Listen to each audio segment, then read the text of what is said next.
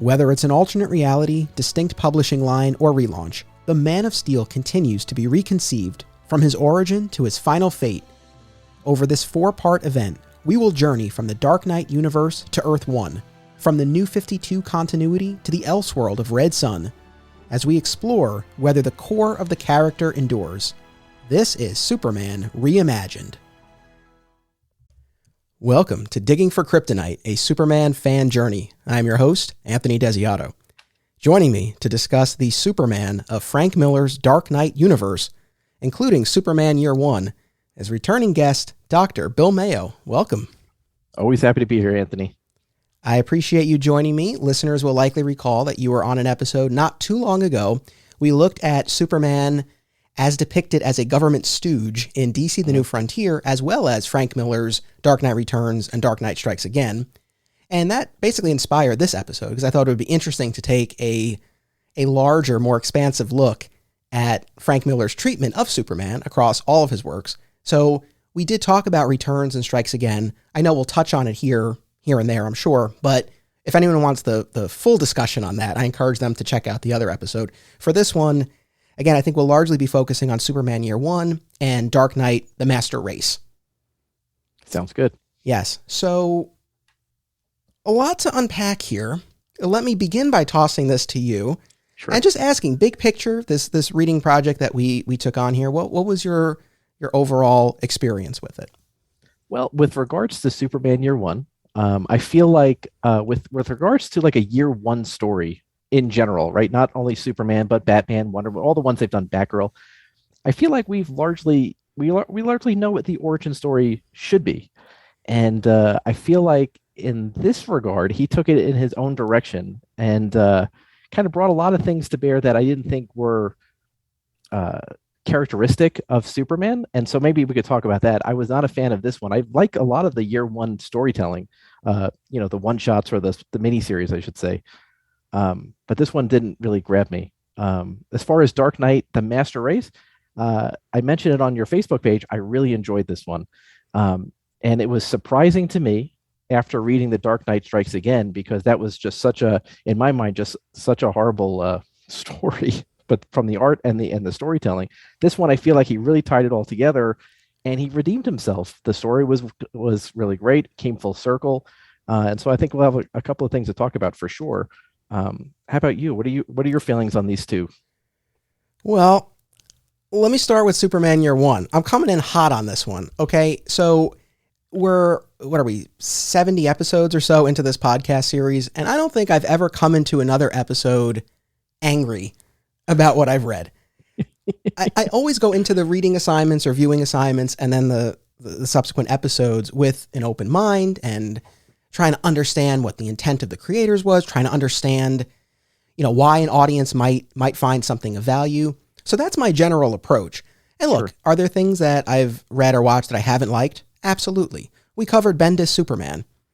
Didn't care for it. Wasn't my thing. But at the end of the day, I think that Bendis had good intentions. I think that he ultimately treated the character fine. I just didn't agree with the choices that he made, but no big deal. I wasn't angry about it. Mm-hmm. But I tell you, man, I read Superman Year One, and I never curse on any of these shows for a variety of reasons, but every now and then it's warranted. So with respect to Superman Year One, earmuffs, kids, I was done with that. I was like, what the fuck was that? It was fucking horrible. It was so bad. Superman's origin is something that I think we all can write from the top of our heads. It's something that writes itself. I mean, we've heard it a million times. Last son of Krypton comes to Earth. There's the Ma Pa Kent.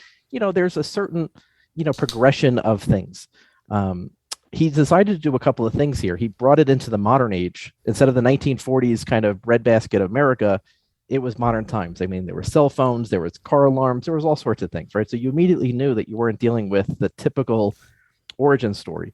But then beyond that, I feel like he added some things that were so ridiculous. So as an example, Superman becoming a Navy SEAL.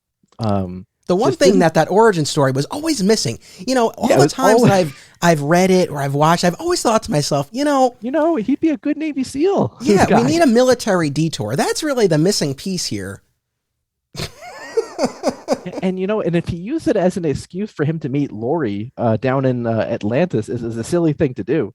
That's for sure. So I really couldn't understand where that came from. I think if it was set in the 1940s, it might be a little bit more credible. You had like the World War II going on. Everybody was joining. I mean, even Elvis joined the war effort, right? So Superman joining the war effort wouldn't be so out of place. But again, it would be weird for Superman knowing what we know about his character. But in this story, in the modern times, it just seemed ridiculous. And then he also seemed oddly complacent with some strange things as a Navy SEAL. Like when they went on that mission to like, let's just knock him in the head or whatever, like one tap to the head. He's going to be like, oh, we're going to kill people now as Superman. Very strange, right? I couldn't believe I was reading it, to be honest with you. Yeah. So, like I said, a lot to unpack here. I will just real quick. I did enjoy the Master Race, but that's an instance where Miller wrote it with Brian Azzarello, and I kind of put wrote in quotes because I suspect it was more a matter of Miller kind of giving some general ideas and then Azzarello fully scripting it. That's my understanding of it. And that's the way it reads because it's coherent. Yes, absolutely. Yeah, compared to the one that preceded it, that was completely incoherent. Yeah. And you had Andy Kubert on art, and of course John Romita Jr. drawing year one. But I did enjoy Master Race. I did think that offered a measure of redemption to the Dark Knight saga, and we'll talk about it. But again, I guess given Miller's reduced role, and not to be overly difficult about this, but I'm reluctant to give too much credit here because I really feel like when you look at all of these recent works of his, it's like Master Race really does stand out and is the strongest, but it's the one that I think he had the least involvement with. Right. Yeah, he probably was part of the discussion of the scripting. He definitely did the one shots, I think, were all his artwork too. But the fact that you can read it and you were excited to read the next issue, it really speaks volumes to the fact that he probably didn't have a lot of the day-to-day activity to write that story and writing that one. Yeah. So what I read, I guess the way that I read it or the sequence that I went in was I didn't read in terms of publication history. I read chronologically in terms of the Frank Miller universe. Now, I guess it's somewhat of an open question whether or not the Superman of Superman Year One and the Superman of All-Star Batman and Robin the Boy Wonder and the Superman of Dark Knight Returns, Strikes Again, and Master Race are really all the same Superman. Yeah. In my mind, though, that was sort of one of the experiments for myself. I was like, well, can you kind of look at them as the same character, at least in a spiritual sense, if not a strict continuity sense? Mm-hmm. So I started with Year One, and then I did not reread all of All-Star Batman and Robin the Boy Wonder, but I did reread issue number 5, which was the one that featured Superman the most. Again, you and I had just read and talked about Dark Knight Returns and Dark Knight Strikes Again, so I just sort of skimmed through those, and I did reread the Superman scenes, but I did not do a full dive into those. And then, of course, I read Master Race, and I did read the the Golden Child one-shot that Frank Miller wrote. Beautiful art. But the story was really rough. I don't have much to say about it, and certainly nothing really good. I was telling you off mic. On that? Yeah, I don't have the name offhand. The last name is it's an international artist, I believe. Okay, Grandpa, something like that. Okay, Raphael. Look into it. Yeah, but beautiful art. But in any event, so that was a sequence that I went in here, and I guess for myself and for us to sort of try to answer for the course of this podcast here. I guess one question is, can we look at the Superman in all of these stories as the same Superman? I guess that's sort of one question. Another is one thing that a lot of critics will sort of, charge Miller with is hating Superman. I don't know if you've come across this argument, but I've seen it whether it's on social media or in articles to say, Frank Miller hates Superman, and it shows in the way that the character is treated. And so that's sort of another question, I guess, to sort of address whether or not we see that in this work. And then I guess the final question is, if we are looking at the Superman as the same Superman across all of Miller's work, is there any, and the answer might be no, but is there any consistency, any narrative or thematic through line that we can kind of look at the Superman of Year One through the Superman of Master Race and be like, yeah, I can kind of see what the overall vision of the character is? Anyway, those are some of the, I guess, big picture questions that I had in my mind that we can maybe get to as we go along here. I certainly think that's very interesting as something to think about. I will comment on, I think that Miller definitely has, with regards to Superman, has some storytelling elements that he really loves to visit and revisit. And it seems like the Bottle City of Kandor is a consistent theme in all these stories.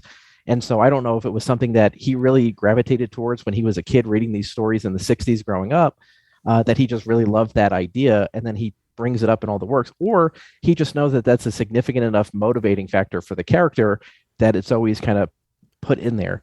He also uses some very strange DC characters. I mean, you have the big ones like Wonder Woman and Batman, but Plastic Man is a very interesting kind of insert, and he's been in a lot of the Frank Miller stories involving Superman, which I always think is very strange. Like Plastic Man is not the Justice League member I think about when I think of the Justice League, and he's got the Atom in a lot of them too. So I think it's probably stories that he really loved as a kid, and he's bringing those characters into the Superman world. Whether or not it's the same Superman, I would say that there's definitely a consistency there. I think it is the same Superman. And maybe it's because he hates the character. I don't know. Maybe that's something that we can explore. But he certainly speaks down to him through the characters, right? So he has Batman calling him names like wake up Kansas or whatever he calls him that time, and things like that. And Wonder Woman, I really think in the All-Star Batman and Robin really gave it to Superman. And so there seems to be other writers and artists might hold Superman in high esteem and high regard. Frank Miller, it seems like maybe it's just because the grittiness of the way he writes or the way he approaches the characters, it does seem that he treats Superman a little bit of a second-class citizen. Yeah, well said. I mean, I'm reluctant to really come down hard on the side of, Frank Miller hates Superman. In the end, I don't think that's necessarily fair or accurate, but at the same time, I don't think Superman gets treated well in these works. Now, in fairness, and we talked about this when we did our other episode, in Dark Knight Returns and Dark Knight Strikes Again, Returns in particular, I mean, there, Superman is playing the adversarial role. I mean, this is Batman's story, and Superman's functioning as an antagonist. And maybe that, some of the ways that Superman is portrayed that deviate from what I or you or other Superman fans might look for in a story. Yeah. We can account for it by virtue of the fact that this is through Batman's perspective, and Superman is positioned in opposition to the protagonist of the story. And Dark Knight Strikes Again, I think continues that to an extent. You definitely see more redemption for Superman in Master Race, which I was happy to see. And overall, I mean, for all of the problems that I had about Superman Year One, Superman's still not the punching bag that he is for Miller's characters, the way he is in the other stories. So, again, I don't know that it's a matter of hating the character. At the same time, I don't like his handle on the character. That's right. Yeah, maybe that's what I really mean to say. But in any event, going back to Superman Year One in particular, so this came out a few years ago. This is under DC's Black Label line. And just as a side note, I'm going to sound like such an old man here, but did you read it digitally? I did. Okay. I have the first issue. I had bought that. So, but I read it all on the computer. What is your take on the dimensions? The format? It's a larger book, right? It's the magazine type size. Yeah. I don't know. I didn't think much of it. I thought it was just as a bid to charge $8 or whatever it was at the time. Just make it a little bit bigger and they could justify the price. I know. I don't know. What did you think? It didn't. I mean, it's not like the artwork lends itself to a bigger format or anything. Well, that's the thing. I mean, I don't know. I've not really spoken to people about whether or not they like this Black Label format. And DC doesn't use it for every single Black Label book, but they do for some. And I mean, on the one hand, I like the idea that you can really enjoy the art on a larger scale, but maybe this is just the OCD collector in me. It's just like, how do you store this? It doesn't fit in your box. But in any event, I avoided this until now. So it's been out for, 2 or 3 years. I did not read it as it was coming out. I read about it. I saw people's reactions to it online, but I didn't read it myself. I don't own it. I read it for this on the DC app. I read it digitally. And I went into this, again, like I always do, like with an open mind. And I guess where my optimism lied was in the hope that reading the Superman of Year One, that would kind of bring the rest of the Millerverse Superman into focus. And then I could look at Returns and Strikes Again and these other stories and be like, oh, I get, now it all makes sense as I see where he's coming from.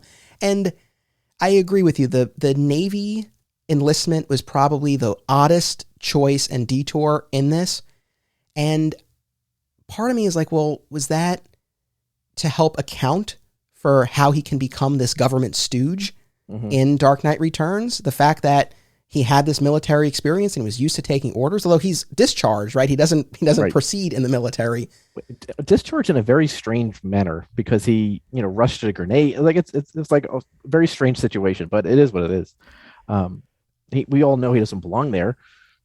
Yeah. Or we know he doesn't end up there. It's just a very strange thing that he was there. And to bring that into the character, something that was completely out of Miller's mind, as far as I know. I mean, like the character Laurie, I think she's well precedented in the 1960s Silver Age. And all the other characters were, but this part of the story was just, he thought it was a really interesting way to take the character. And I don't understand the motivation. Nor do I. And where my anger comes in. And look, here's the thing. There are far worse and bigger problems in the world right now than me being annoyed about this comic. I recognize that. But sure. I guess the reason why this one really rubbed me the wrong way is there's sacred is probably too strong a word, but there's something special and sacred about the Superman origin story. And it's funny because I was reading articles about year one and at least one of the articles was like, oh, Superman's origin has been told so many times. And I don't know that I really agree with that. And especially having studied and discussed the tellings of the origin on this podcast not too long ago, when you consider an 80 plus year history, it hasn't been told in comics so many times. And especially in the modern era, when it has been told, I would argue, and in almost every instance, there's been a reason for it. There's been a justification. There's been something new to say about the character. I mean, Byrne's Man of Steel, of course, is a clear example. That was a full, reset and reintroducing the character. But something like my favorite, Superman Birthright, that explored the decision to become Superman and to explore his origins in a way we hadn't seen before.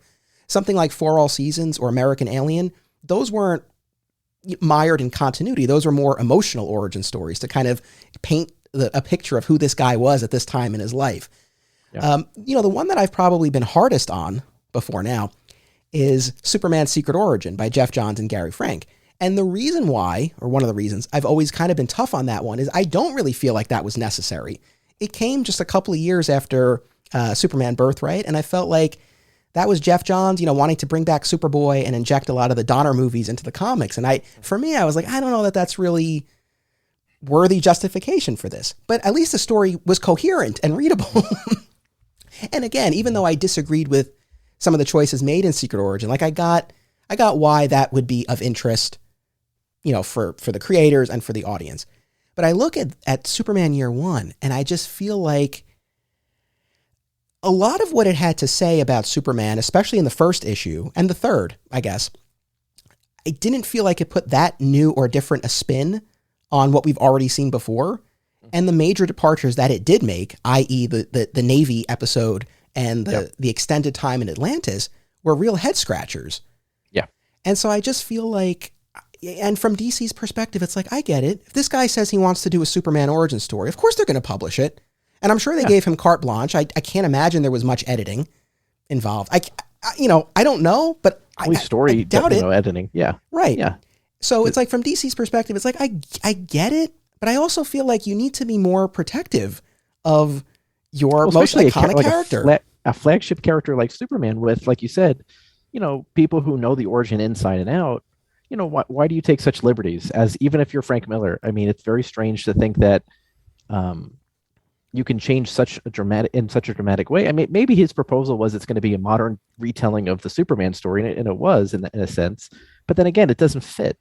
There were things about that story that don't fit in the modern times. Like there's when he's lying in bed at night and he hears the car alarms, he's like, oh, I can't focus or can't sleep. I mean, that makes a lot of sense. But then him going to Metropolis and getting a hat because he needs a disguise doesn't fit in like the year 2000, And so you can't have it both ways. And I think he tried so much to like put this in modern touches to it, but it didn't. It fell short. Yeah. So, I mean, so it's a 3-issue miniseries. Each issue is about 70 pages or so. Mm-hmm. I found it to be exceedingly overly narrated. And maybe this was... early on, I was having trouble figuring out who the narrator was. Thank you. That was what I was going to bring up next. I'm glad I'm not alone, because I'm reading this. I'm like, am I an idiot? Like, am I missing something here? So most of the issues are narrated by this omniscient third person narrator. And then the narrator talks about Clark and the other characters. But every now and then we slip into this first person narration from Clark. And there's nothing in terms of the color of the caption boxes or anything like that to really clue you in on this. It drove me nuts.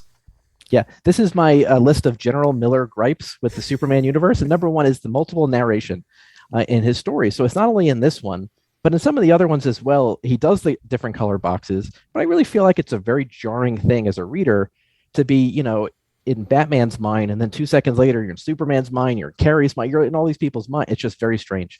It's hard to follow. And in year one, it was immediately from this first page, it was like, I don't know who's talking. Is it Zor-El? Somebody's talking. Couldn't figure it out, Exactly, because it references mother and father.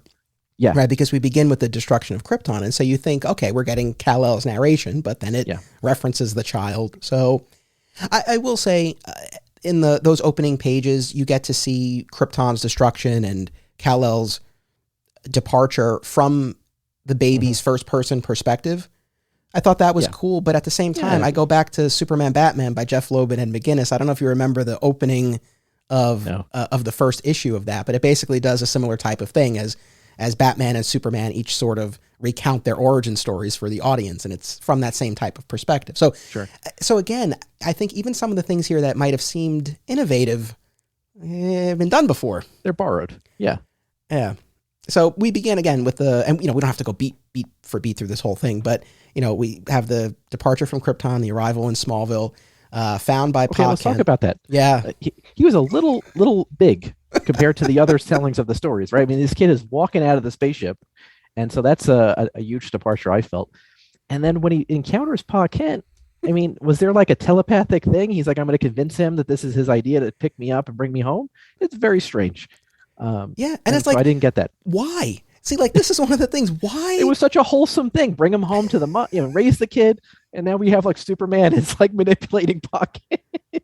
That's the thing. So now we have an instance of something that I think is a first, and it's just like, why? Why would you want to like ruin the sanctity of the choice that the Kents make to take him home? And in this instance, it's just Pa who then brings the kid into the house. Did you notice how Jonathan and Martha, and even Clark to an extent, were really written as country folk? Mm-hmm. Like Jonathan comes in, he's like, I found me something in the field. Yeah. And Martha's fixing pies and she's reading the Bible. Like, they really played up the country folk aspect of the characters. Yeah. Which, is not really the way I see the characters, but I guess maybe is more true to life. I don't know. It's not necessary. I don't think. It didn't add anything to it. In any event, so, we go through then, I think, a lot of the traditional beats of Clark's powers developing and Jonathan and Martha trying to figure out what to do with him. You mentioned the difficulty sleeping and with the senses taking everything in, and, sure. And then I guess where we spend the bulk of the first issue is at Smallville High. Yeah, first of all, they look like fifth graders, but then they're in high school and they have gigantic heads for their little bodies. This is John Romita Jr. Yeah. This is his fault. It was a very strange crowd that Superman winds up with. The misfits, the weirdos. The misfit, there's like this goth kid who winds up ratting out Superman later on to his friends. It's this very strange take on it. And then there's this whole bullying thing. I guess maybe is somewhat of a theme. I think the bullying aspect is being brought up in a couple of the works with Superman. But bullied and then maybe not knowing how to deal with the bullies is a huge part of what he does as a kid growing up. And I don't know if that's treated in other stories. But yeah, I mean, not certainly not to that extent. I mean, we say bullying. I mean, it is bullying, but it's very severe. I mean, these are really rough kids in the middle of the country here. Yeah, I mean, they're really like beating the crap out of these so-called misfits and peeing in their canteens and flooding their lockers. And again, that's the least of it. I mean, it's really like they're physically, terrorizing these kids. So, I mean, as far as positioning Clark in this setting where he has to decide how to deal with this, that was interesting enough, I suppose. It was funny though, because there was that one scene where Clark is sort of addressing his little band of again, they call themselves, they're referred to as the weirdos in the story. And he's giving advice. Do you remember this? He's giving advice on how to avoid a beating, essentially. And I'm paraphrasing, but it was like, tell jokes. Like if your jokes are funny enough, like everyone will be laughing and they won't be hitting you. It's like, what the hell kind of advice is this? Yeah. Seems like it's terrible advice. His father gave him some sound advice. I thought about, like, try to talk to him and then, toss him or lay him flat or whatever he says. I think that was probably the most resonant moment of the whole, probably all three issues for me was, to your point, there's the Kent family dinner and they're talking about what to do. And Ma's just like, no violence at all. And then Pa goes into his room later on and he's like, look, like your mother's a wonderful woman, but she's not right about everything. And he's like, look, you shouldn't abuse, I'm paraphrasing, but you shouldn't abuse your powers. And sometimes you might get taken advantage of, but you're no one's doormat either. Yeah. And, you're going to change the world and change it for the better. So that I appreciated that. There was like that rang true. Yes. Yeah. And I guess it's not long after that Clark saved Lana from an attempted gang rape. Yeah. Which is, again, very strange for a Superman comic. And you wonder about her mindset in that moment. So she, almost raped, she's thrown to the floor. Then she sees Clark just, really severely kicking the crap out of these kids. And then he's like, oh, by the way, I'm going to fly you home. And in that moment, I wonder what kind of emotional state she'd be in. It was a very strange moment, I think, for Lana. Yes. Yeah. I remember reading about that whole sequence when it came out. I remember that made it like a headline of Bleeding Cool. And I remember reading about it. I was like, oh, this seems just very unsettling. And it was to read, again, it's like, different, but I don't know that that's the direction to go in. And then speaking about Lana, then they continue on with this relationship until he leaves for the Navy. Now, we know from Dark Knight Strikes Again, when Lara asks her father, Clark, about sex with humans, and he's like, no go, never with Terrans, right? Yeah. Seems pretty clear that he and Lana get it on before he leaves for the Navy. They're a little intimate, I think. Yeah. Unless they were just holding each other all night, but I don't think so. So again, as far as whether or not this is the same Superman, that may be a little bit of a contradiction there, because it seemed to very heavily imply that they, we're together physically in that sense. Right. But again, sometimes I feel like it's like we, or maybe just me in particular, like I might be looking for more here than was considered or thought about, which maybe adds to my frustration. You can't think about Superman and a relationship without thinking about Kevin Smith and talking in Clerks when he's talking about Superman being intimate with a woman. You can't. Right. It's every, and that's why I guess Wonder Woman, maybe in Frank Miller's mind, is the ideal mate for him. Yeah. He could physically move the earth having sex with Wonder Woman. Well, he does. Yeah, no, for sure. I was thinking about that. I feel like the Clark of Superman Year One is really this like sex god almost, right? Because he's, I think, very clearly with Lana, then Lori, then he goes after Lois at the beginning of issue 3 when he saves her, but they don't really have much interaction beyond that. But then Wonder Woman is instantly smitten with him at the end of issue 3, so he's clearly a magnet for these women in these issues. Yeah, he's a hunk. He's like you. Thanks. I'm just waiting for that Smallville reboot. That's when I'm gonna throw my hat in the ring there to play Clark at age 16. Feel like Saved by the Bell. Yeah, great. Listen, color my hair. You get rid of the gray temples. I'll be good to go. Yeah, you'll be good. You stand me on an apple, a milk crate. Get that height, and I'll be good to go. I guess the other big thing that is a departure in the Smallville sequence is that Clark's abilities are kind of like an open secret. Right? He's not shy about. Lana seems to know, right? And Mom, Pop, but that's people who always knew.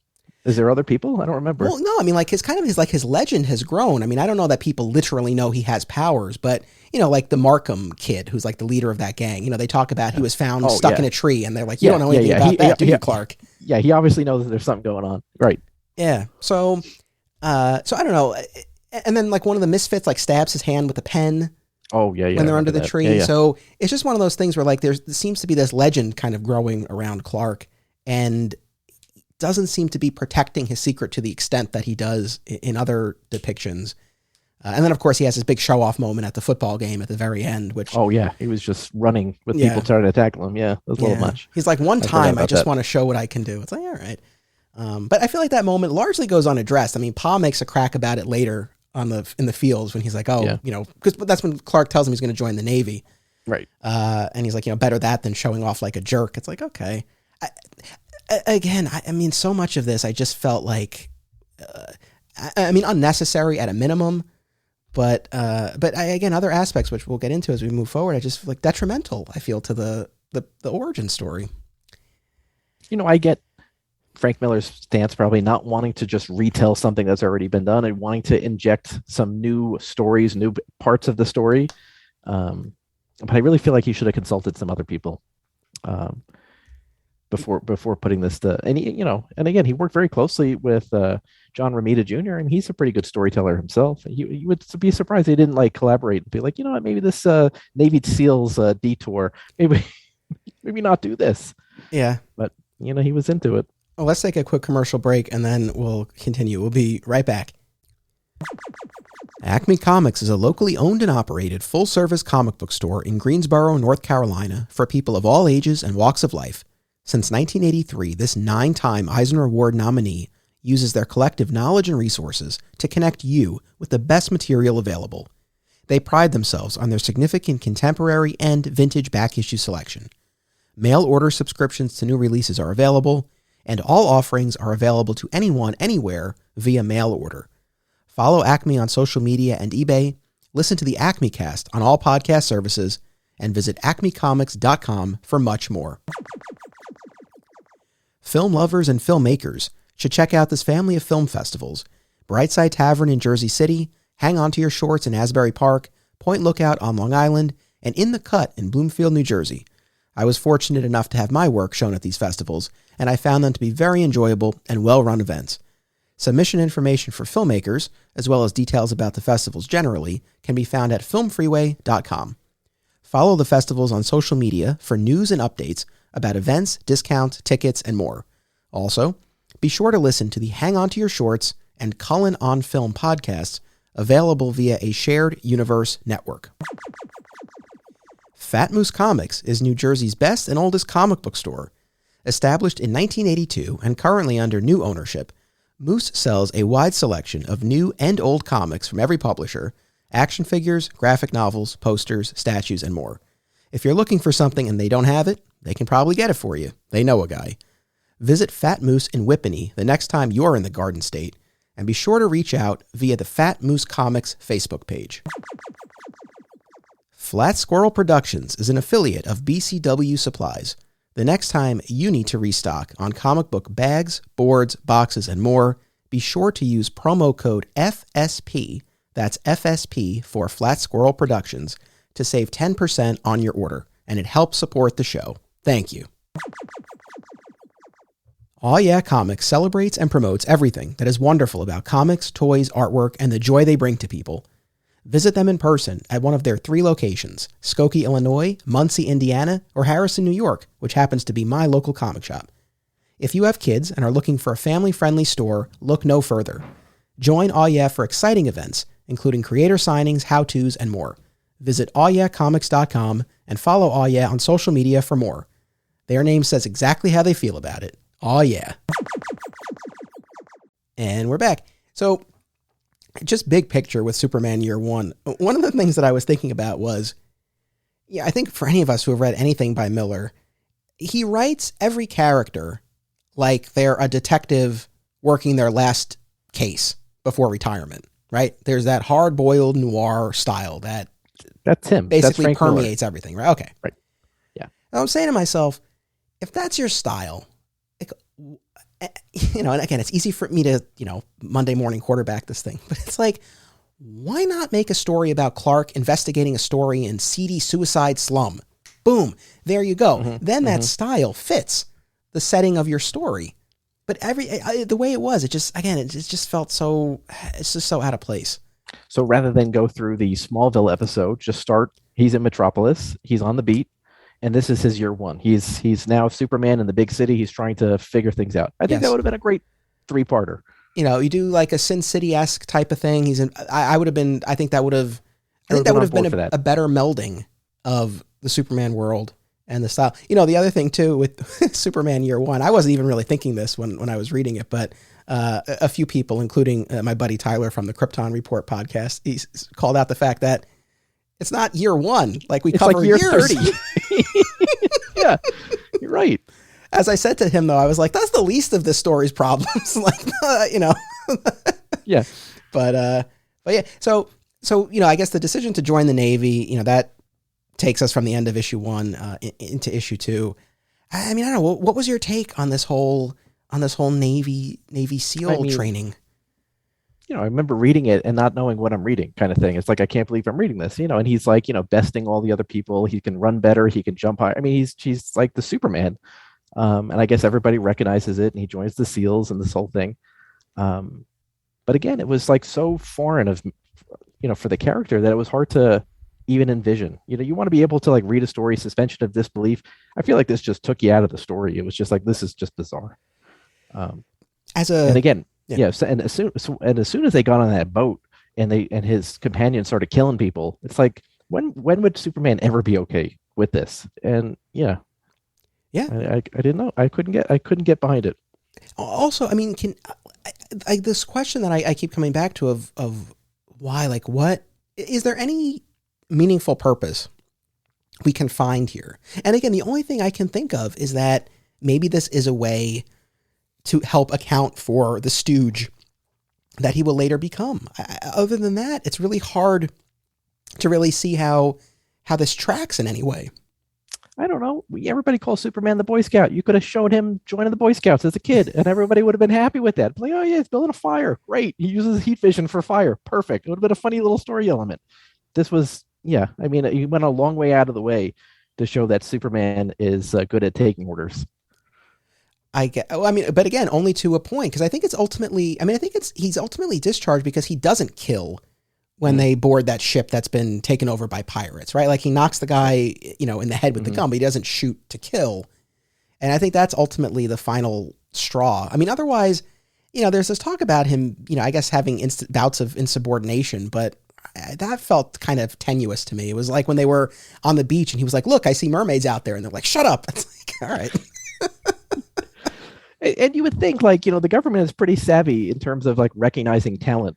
And like, you know, I'm sure they wouldn't let this guy go over such a meaningless thing. They would be like, yeah, all right, you fucked up here, but you're not leaving, you know, but whatever. I mean, to advance the plot, they had to get him out of the Navy.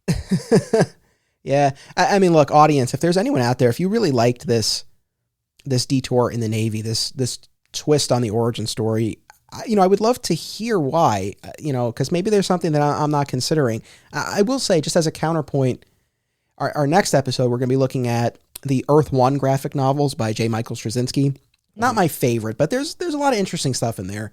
And one of the things in the first volume of that book is you see Clark basically trying out in all these different industries. So he has like a Goodwill Hunting moment where he solves this impossible math equation at the scientific facility. He tries out for the football team and he does amazingly. And so it's like he has all of these options. And it's this idea that, you know, he wants to use his powers to help in some way, but he hasn't settled on the right way yet. Yeah. Right. And so he's, you know, kind of testing the waters of these other routes he could potentially go down. That rang more true for me. And that felt like, okay, like that's kind of an interesting new wrinkle to kind of weave into the origin story, that he has these other, you know, possibilities before he settles on becoming a superhero and working at the Daily Planet. But the Navy bit just felt so odd. And little did I know it would just get odder. Like that in issue number 2. Atlantis? Yeah. And so, I immediately had to go to Wikipedia. I'm like, is this an established character or is this another like out of Miller's head? Because I didn't know about Lori Lamaris before then. I read a little bit of her Wikipedia, and I think it was an interesting inclusion that he brought this character up. The character itself is very interesting. I don't think I ever saw her appear in like an Aquaman comic. She seems to be solely in Superman comics, which is very strange. But, you know, I mean, it was like, you know, why is this here? Why is this sequence of him now becoming the king of Atlantis and potentially married to Lori a thing? I don't know. You know, and then that whole sequence of him like besting all of Poseidon's creatures. Again, it was very strange. Yeah, the incestuous Poseidon who wanted to make his daughter his bride. Yeah, I don't know. I have no comment on that scene whatsoever. yeah, again, too, is just sort of baffling. And again, I'm really trying to give it the benefit of the doubt and find some meaning or value in it. I mean, Clark in the first issue talks about how the water is calling to him, right? Which I guess maybe speaks to some sort of, I don't know, some sort of connection that he has with the earth itself. Sure. So this idea that he's drawn to the water, that's why he chooses the Navy, and that's why he's ultimately drawn to Atlantis. I guess maybe that makes some sense, but yeah, he spends a long time in Atlantis. That's where he dons the costume that Ma made for him for the first time, and yeah, he performs all of these feats, as he's defeating Poseidon. I don't know. Again, I keep coming back to this word baffling. It's just, I don't know. Unless it was this attempt to give Clark's journey more of a mythic scale to it, right? Like he's not traveling the world as a reporter. Yeah, go to Metropolis. Yeah, he had other things. Sure, but then we have all of the Superboy stories from the '60s. He did a lot of things. Right, he was all over the place. Yeah, no, I don't know. I was surprised that I think that was because I got through the first issue well enough, and the second issue was I think really where it lost me, and never got it back. So yeah. And surprisingly, it's very choppy with him and his relationship. So, obviously with Lana in Smallville, it's like, oh, yeah, I'll see you later. And then you never see him ever even attempt it. I mean, Superman in a blink of an eye can go see Lana at any second, and he doesn't. And then the same thing with Lori. He's like the king. He's maybe her husband. They don't really talk about that. She wants him to be the husband. And then the third issue opens up. He's like rescuing Lois out of the water, and there's no mention of Lori again. Yeah, and he just follows Lois off to Metropolis. Yeah, he just goes. He's gone. And when he leaves Atlantis, we have this sequence that shows he went back to school, like he went to Kansas State University. Right, he was going to major in journalism. Yeah. Again, no, we never see any reunion with Lana. Yeah, again, it was very odd. Like it would have been nice to have some sort of through line here. Yeah, Superman apparently is a big dick. Who knew he was such a player? I know. And I think the worst thing about this, it would be one thing if, as he parts with each of them, he actually has a farewell and is like, look, this has been great, but destiny awaits. I'm Superman, I gotta go. Yeah, but no, he keeps all these women on the line. Yeah. Ridiculous. Even She's Wonder Woman. She's waiting on the roof, Lana Lang, waiting for him to come back with a little sign. Still waiting with that sign. And even Wonder Woman at the end, she's like, kiss me. And he like gives her this little peck. Go and become a man and then come back to me. Yeah. Very strange. So odd. I found that ending scene was very strange. So, so by the way, they just meet. Like, it seems like, so in the story, like Luthor convinces Superman to go confront Batman, and then he does. And then Wonder Woman shows up out of nowhere, stops him. And then, he falls in love in the moment. And then he's flying away and he says something like, oh, I left a part of me with her or something like that. It's like, really? You just met her. Probably don't even know her last name. It was crazy. I found the third issue to be the most disjointed. It just felt like things were just happening and there did not seem to be any real cohesion. It just felt very disjointed to me. Again, he saves Lois, he leaves Atlantis, he gets the job at the planet. He has his a la Superman the movie, the first night of saves. We see him, saving people throughout the city. And then we're into that hostage situation at, LexCorp that you were mentioning. Right. And then shortly thereafter, that puts him into conflict briefly with Batman. Wonder Woman intervenes. She uses the lasso on Lex, and he spills the beans on all of his sins, including the fact that he's had contact with Brainiac and the bottle city of Kandor is out there. Yep. And that's how Superman year one ends. With Superman going off to find Kandor. Space. Yeah. Which, to your point, and I had the same thought, like if there was one thing, at least from a plot standpoint, that you can sort of point to across these stories, it is Kandor. Because that's how Superman year one ends. And then, of course, in Dark Knight Strikes Again, that's the leverage that Brainiac and Luthor exert over Superman to get him to submit, right, that they'll destroy Kandor. And then, of course, Master Race, the whole premise of that is that this religious sect within Kandor is restored to full size and attempt to enslave the world. So, like you said, I mean, clearly Kandor, made a big impression on Frank Miller because that's one thing that you see pop up in most of these stories. Yeah. I mean, what do you make of the fact that we end? Because it's I thought it was such an odd place to end year one. He's leaving. Yeah.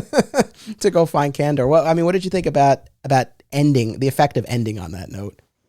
Well, looking at the story as a whole, looking at that third issue, looking at my notes and stuff, it just didn't, like you said, it didn't seem like it was this very coherent story. I remember reading Batgirl Year One, that Marcos Martin comic, and it's like this full story. It's within her first year, maybe it's her first mission. Year one Batman, it's the same thing. It's like, this nice story. He's Batman the first year of crime fighting. This Superman one, he tried to do so many things. And I think he tried to evolve the character into his current form within a 3-issue arc that took place, like your friends were saying, over multiple years. It didn't have that same feel to it. And so how it ended, I don't know if it would have been any more satisfying if he did, ended on a different note. It needed to end. And I'm glad it did, so we could not read it again. But, again, the idea being that he's leaving now to go on to bigger and better things out in outer space, it's interesting. But, it wasn't like one of those like, oh, this is so inspirational. This is a great ending. It's not. It's just, whatever. Yeah. Yeah. I look, I hate to come into an episode with this level of dislike of something. And I appreciate how hard it is to tell any kind of story, to make comics. I really do. Mm-hmm. And so I can appreciate that, but I just feel like I don't want to go so far as to say I think this was ill-intentioned. I don't think that's the case, but I don't know. I just feel like it was an irresponsible project to put out in the form that it was. Cause I really don't feel it did justice to the Superman story, the Superman origin. Mm-hmm. And again, I don't, not to belabor the point, but it's like, I've now read and watched virtually all of them.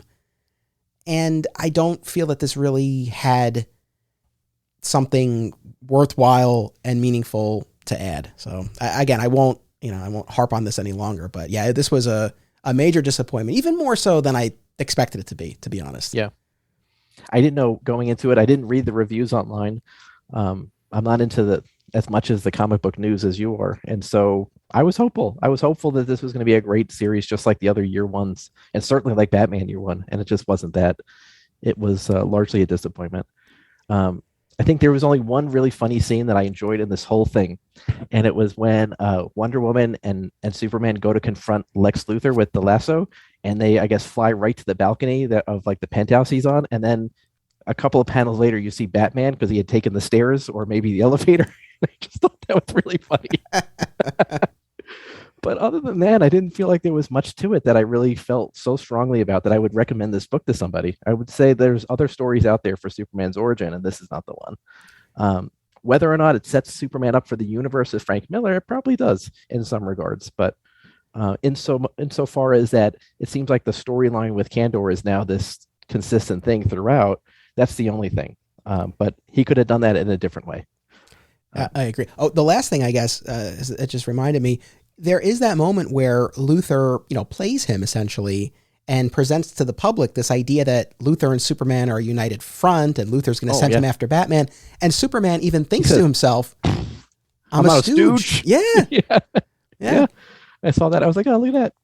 Yeah. Which, there you go. At least there's that. So again, going chronologically here, we'll build to the Master Race, but we'll just talk for a minute about All-Star Batman and Robin, the Boy Wonder. Now, listeners, you might recall I did a limited run podcast called My Comic Shop Book Club a year or so ago. And the first episode of that is a full discussion of the entire 10-issue run of All-Star Batman and Robin, the Boy Wonder. So if you're looking for more of a discussion on that, that is out there under the My Comic Shop Book Club feed. So for this, Bill and I, we looked at number 5, which was the one where the budding Justice League members get together and try to figure out what to do about Batman. Right, because Batman's kidnapped this young boy, Dick Grayson, whose parents were just murdered. Police are searching for them, and so they sort of have this conference to decide what to do about him. Now, just remind me, because I know we've talked about this, but All-Star Batman and Robin, did you read it when it was coming out? So so Brandon was the editor of that, and he was very much behind All-Star Batman. And I remember reading the first couple of issues, but then it was a huge hiatus, I want to say. Yeah, that's putting it mildly. So I read up until then, and then I never read it again. So I don't remember where issue 5 came, either before or after the hiatus, but it was years before. I mean, since I've looked at these books, and so much so that I didn't know that there's two comics called All-Star Batman. Yes. A whole other series that I originally looked at the issue 5. I'm like, well, this isn't the one. Yeah. Which I think DC is like, what are you doing? But I guess this is the All-Star Batman and Robin, the Boy Wonder. What an interesting title that is. Yes. Yeah. At least this has the Jim Lee art going for it. The art that's, I think, the one saving beautiful. grace of it. Yeah. It's incredibly gorgeous. And I think I'm going to go back and read all, was it 10 issues? I'll tell you this, man. They zip by. Does it end? No. Does it end? It stops. It just stops. Because after reading this one and seeing Wonder Woman's intention, I'm like, well, I got to see how this ends. And then she never makes an appearance in the series again. So no, I don't mean to spoil it, but the only sort of payoff to what we read in issue 5 was that I think it's issue 9. Is this the Green Lantern one? Green Lantern confronts him. I was flipping through the pages looking for Wonder Woman. I'm like, oh, everything is yellow. This is going to be so much fun. Yeah, and I have to admit that was pretty hilarious. Yeah, okay. I haven't read it. Batman and Robin paint literally everything in this warehouse yellow, and they even themselves. And you know what the best part? I have to get hats off, because this did make me laugh. Batman's pouring lemonade. It's great. So that's a book that, again, I did a whole episode, and I 1,000% can understand why people were so put off by it. I think if you go in with the idea that this was not meant to be a serious take, and also this idea that, Batman is kind of cracking, right? Like he's kind of losing it. I think that scene helps. In issue 5, when he is jumping off the roof, laughing like the Joker, and then he's beating up this would-be rapist in the alley. And it's like, oh, this is a very strange take on Batman. He's like, I love being the goddamn Batman. And then, and then he beats the guy up and he says to the girl, he's like, call your therapist. Don't call the cops. It's like, oh my gosh. That's the thing. I think if you go in with this sense that like Batman's losing it and the story around him is kind of bonkers, I think it's at least readable. But yeah, even when I texted you about this, I called it the goddamn Batman. That's how I'll think of this story. But, in issue 5, Superman also appears very briefly in issue 4, where Batman kind of sends him on this mission to get the doctor who can perform this life-saving surgery for Vicky Vale. Oh, okay. I think Batman has Alfred call Kent at the planet and basically, let Clark know that Batman knows he's Superman, and that kind of forces him to go on this mission. But it's very brief. But I mean, issue 5 is really, where you get the meat of it, where you have this meeting with the Justice League. And I guess that's where you really do see the connection point to Dark Knight Returns, right? This idea that, the public will go after all of the heroes because of what Batman is doing. Like Batman will be the excuse that they need to turn on all of us. So thematically, I mean, it ties in. Yeah, as Wonder Woman says, he's an outrage, even to men or something. Like she says, he's an outrage. Yeah, and of course, Superman's response is too tepid for Wonder Woman's taste. She's looking she for wants more to kill fire. him. Yeah. Oh my gosh. Yeah. So I thought it was a very strange portrayal of Diana in this issue. From when the second she walks onto the page, right? She's like, Metropolis, the city of men, it stinks. And then she's like, get out of my way, sperm bank. It's like, oh, this. What am I reading? You think of her, she's always I felt like she's very guarded, very proper. She's like an Amazonian. She's maybe above all this stuff, but certainly doesn't get down and dirty like that. She even at one scene, she's like to Green Lantern, here, pick up my coat. It's like, wow. Yeah. And yeah, for sure. And she really takes Superman to task. And then until he has his angry God moment. Yeah. Right. Yeah. And that's what gets her going. And they have their moment there. Where they kiss, right? She grabs him. They kiss. Yeah. So I don't know. I don't know that I necessarily have too much more to say. Again, it's not like I look at that and I'm like, oh, I see the connection from Superman Year One. But I think really more in terms of where we're going in terms of Dark Knight Returns and Strikes Again. You see this idea of, Batman's actions being a liability for the rest of the superhero community. Yeah. In this one, you also get a little bit of the Frank Miller maybe hates Superman, right? When Wonder Woman says to him something like, she calls him farm boy, I think, in this one. And so, I feel like those kind of comments are really, they cut deep and maybe are low blows. Maybe not hates, but like you said, he definitely has a way to portray Superman and how other people perceive Superman. Even Wonder Woman, who loves him, apparently, she'll call him Farm Boy in a really nasty way. You know? And this, I mean, I guess maybe that's less so of an issue here with Wonder Woman, but in the especially Returns and Strikes Again, where that vitriol is coming from Batman, the hero of the story, you know, it can't help but color the way you're looking at Superman.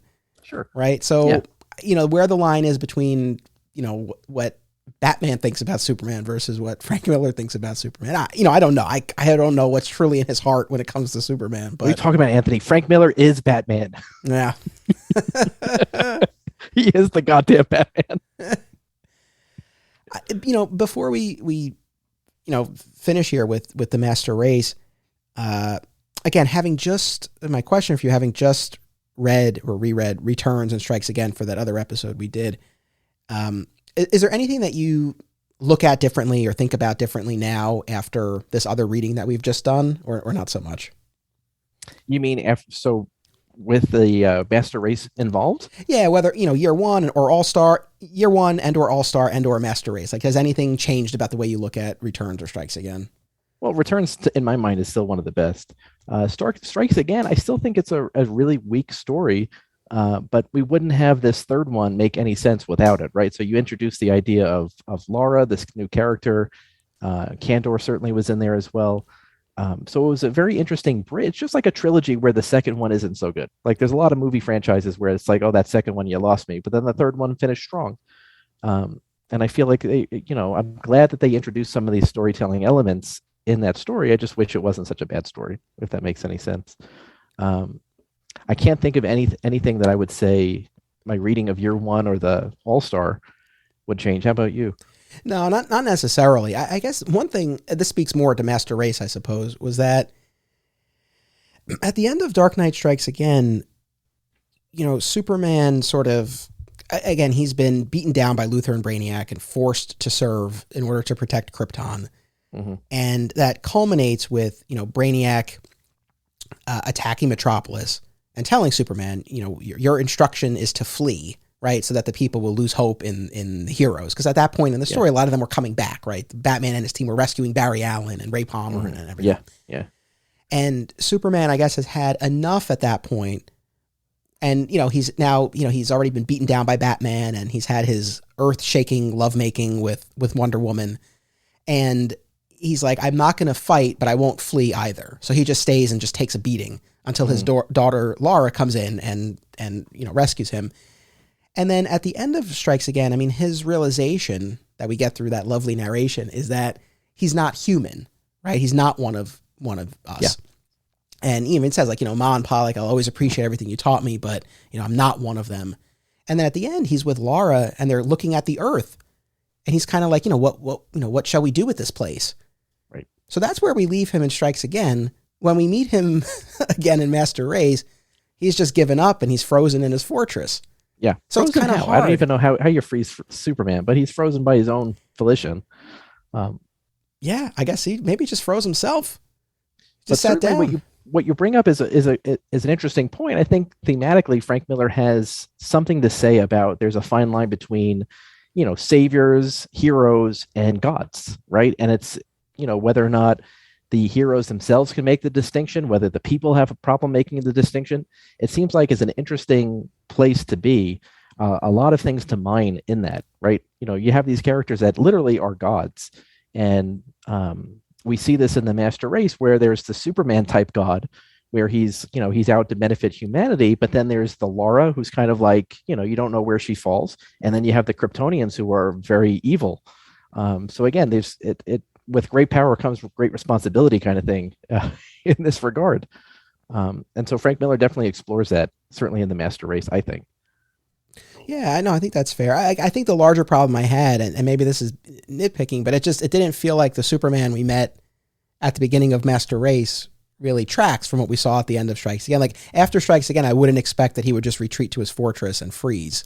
Sure, but I mean, there's no sense of how long there was in between. Maybe 3 another years. episode. It's always 3 years. It's always 3 years? It's always 3 years, yeah. All right, 3 years.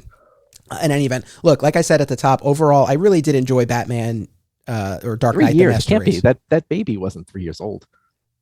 Well, she was only pregnant in Strikes Again, so maybe the kid was 2. No, I'm almost. I mean, I have to double check, but I'm almost positive that it was 3 years that they established that. But in any event, overall, I did enjoy the Master Race. It was definitely far more readable and coherent, and the Andy Kubert art was gorgeous. Like, it definitely had that feel of the Dark Knight universe, but it was much cleaner than what Frank Miller's art has become. So that made a huge difference. Mm-hmm. Oh, absolutely. I feel like I would love to be able to listen to an audiobook version of The Dark Knight Strikes Again, because maybe the story is good, but I just couldn't get into it because of the art. The art was just so off-putting. Whereas, like you said, this one is like night and day. Really beautiful stuff. Almost as good as the Mazzucchelli work with Year One. I mean, really beautiful take on setting the scene, setting the tone, and everything. I know. It doesn't take you out of the story, that's for sure. Well, yeah. I mean, I'm glad we're chatting, because I know you posted in the Flat Squirrel Podcast Network Facebook group as you were reading this, and it seemed like this again offered a good bit of redemption for the Millerverse for you, and it seemed like it seemed to really resonate with you. I had not read this until this podcast. Same. And so I had only read the first Dark Knight Returns and The Dark Knight Strikes Again, and I was so devastated because The Dark Knight Returns is one of my favorite comics. And to see what he did with the sequel, it's like, well, I can't get behind anything else he does. And I really felt like this one, like I said in the message board, it was such a redemption for the story, for him, for the character, for everything. Even so, the last issue, for example, issue 9, was filled with such fan service for people who love the Frank Miller universe. I don't know if it was Brian Azzarello saying we should bring some of these things in or not, but those last couple of issues, from the 1930s Batmobile to using the signal to call the bats at the end, to that scene of him and Carrie jumping down with the lightning. I mean, it was just such a beautiful imagery in especially that last issue, that it was like, if you're a fan of this work, you just have to you fall in love all over again reading that one, especially when the bats come. I don't know. I love that scene in Year One when the bats come, and he does it again. Like good old Batman. Yes. Oh, man. Yeah, there was definitely a lot that was satisfying. Both cheering. Oh, yeah. Sorry. I need to derail you. The other thing I loved is the fucking Lazarus pit. Holy shit. Goddamn Superman. And when that happened, I remember screaming. I was so excited. I was like, this is such a great thing to do. And then, again, it gives you this whole hope for the future. Batman is now young again. He's going to be like reborn as a crime fighter with now alongside Carrie, who's Batwoman. I thought it was just great. For me, it was a great ending. I didn't know about that fourth one until right before this podcast. I'm like, oh shit. Should have just left it on high note.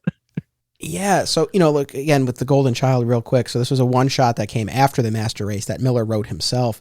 And, Batman and Superman are not in it, or it's exceedingly fleeting. I think we see Clark on one page. But it's essentially like the next generation of the world's finest. So Lara and Carrie and Jonathan, the baby or toddler, is the titular Golden Child, but has very little to do in it. But as I was explaining to you off mic, it sounds insane. Like Darkseid and Joker team up to rig the election for Trump, and Lara has this big showdown with Darkseid. It's entirely unsatisfying. I mean, I don't know what else to really say about it. And given the real lack of Superman in it, I am fine with not really saying much more about it. But it's one of those things. If we had stopped after Master Race, that was really the place to stop. Yeah. Yeah. But yeah, so in the Master Race, this was a 9-issue miniseries that I do think was plagued by delays, because looking at the table of contents in the trade paperback, it looks like it was published over like a couple of years. So I think it took a little while to come out. But in any event, the Master Race in this case refers to the Kryptonians, the Kandorians, who are restored to full size by Ray Palmer, the Atom. And when he frees them, he finds that this extreme religious sect led by Quar have slaughtered all these other Kandorians and have taken control. And in fact, after they're restored to full size, they destroy the rest of the bottle city of Kandor and set about to enslave Earth. And they demand that Batman be turned over to them. And so, it creates this tension where the people of Gotham now are hunting Batman. Like the Kandorians have reduced them to their worst, survival instincts. Sure. And then hand in hand with that, of course, we have the Superman journey where he begins frozen in the fortress and is woken up by Batman and Carrie when the Kandorians, escape. And again, like we've been talking about, that connection to Kandor, like that's enough to snap him out of, of that. And, he has this confrontation with Lara, who's been turned. She's been brought into the fold with these Kandorians. And just like in Dark Knight Strikes Again, he won't fight Lara, his daughter. Mm-hmm. He just lets himself get pummeled. I mean, just beaten for days, mercilessly. Right? Or like for hours, whatever it was. Yeah. Yeah. And they ultimately douse him with this black matter that kind of encases him. And then they just totally level the fortress. And so, he's off the board for a little while until, our Aquaman heroes gets him. Yeah. Carrie, who's now become Batgirl, teams up with Aquaman, and they have this device that can sort of penetrate the black matter, and it revives Superman. And I guess at that point, that's where our redemption arc starts for Superman. Because for him, it seems like a lot of time has passed. It's only been a couple of days, but in his mind, it's been, I don't know. Well, he says that. You don't get to see it, right? This internal struggle, but he says he found himself or whatever they said while he was trapped in there. And that's a good thing because he needed to snap out of it and come to his senses and really be the leader that we know him to be. And up until that point, he wasn't there. He had lost his faith or whatever you want to say. Maybe froze his emotions. Maybe it's like a metaphor for what was going on. But yeah, he reawoken his passion for saving the earth. Yeah. He said he searched his soul. Yeah. I mean, I would have loved to have seen that soul searching. Yeah, right. But it's not a Superman comic. It's not a Superman, but it's almost a Superman comic. And sure. I feel he's a big player. Like you said, each issue, it has our main story for 30 pages or whatever. And then there's the backup story. Yeah. Right. That focuses, like the first one, for example, deals with Ray Palmer and Lara bringing the bottle city of Kandor to him. And it would have been nice maybe if one of those had been reserved for Superman's soul searching. It would have been nice to see that. But in any event, he comes out and he's ready to do battle. And, Batman, of course, the ingenious Batman with his resources and his time, he's able to seed the clouds with synthetic kryptonite. That was cool. So it rains kryptonite. Yeah, and then he has Superman in the lead costume. It's like, oh, this is awesome. Yeah, side by side this time rather than opposed like they have been in the past. So again, to your point, I think that's, like, again, I wonder where these ideas come from because it reads like someone who loved Dark Knight Returns. Yep. And it's like, oh, like we can have them in, both in the suits of armor next to each other. Yeah. I don't know that was a Miller thing. Like that feels more like Brian Azzarello. Which is great. Which is fine. Yeah. Doesn't matter. They made a great story together. It like we were saying before, it's very coherent and it was an enjoyable story. As a fan of Dark Knight Returns, this was a beautiful story. I really enjoyed this. I thought this was a fitting sequel. It was. I totally, man. I'm with you on that. And like you mentioned before, the Lazarus Pit. So Quara uses his heat vision on Batman sort of as he's retreating. It's like this parting shot. And, this could be it for Bruce, but Superman won't allow it. And he takes him to a Lazarus Pit and he's restored to life and youth. That took me by surprise. I didn't know, I didn't really know much about the story going into it. And I definitely didn't know where we were ending.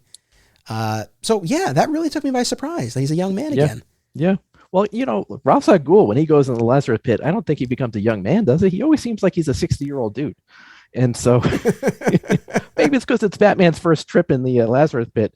He looks like he's 20 years old again, which is great. Yeah, but doesn't seem to have the insanity that normally comes with a bath in the Lazarus Pit or the bloodlust, which was how the Arrowverse spun it. Did you ever watch any of the Arrow? No. But yeah, they did a lot with Ra's in the Lazarus Pits. But in any event, he comes out, unscathed mentally. He's just, ready to go. And, we get to that.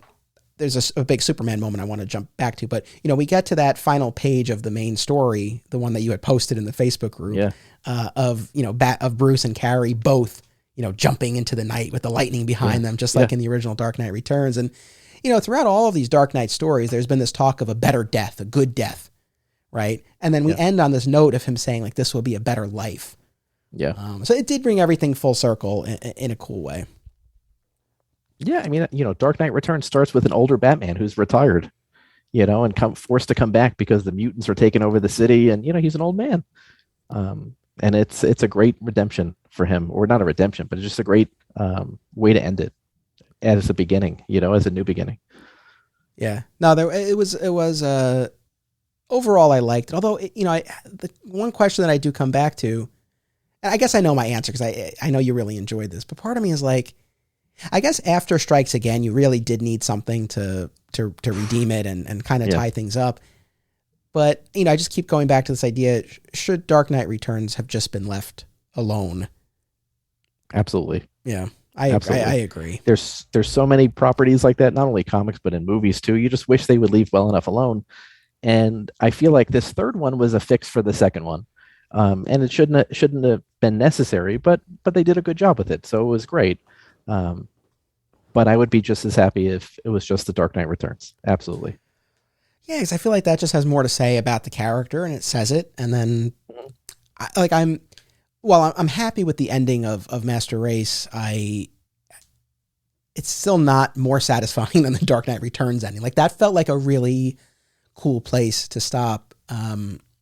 Even more so than this. But again, given where we are and everything, I can appreciate the Master Race and the conclusion.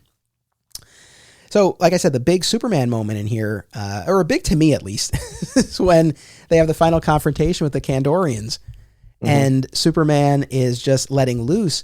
And we get Batman's narration, and he's like, oh my God. He's been holding back. He's been holding back all these years.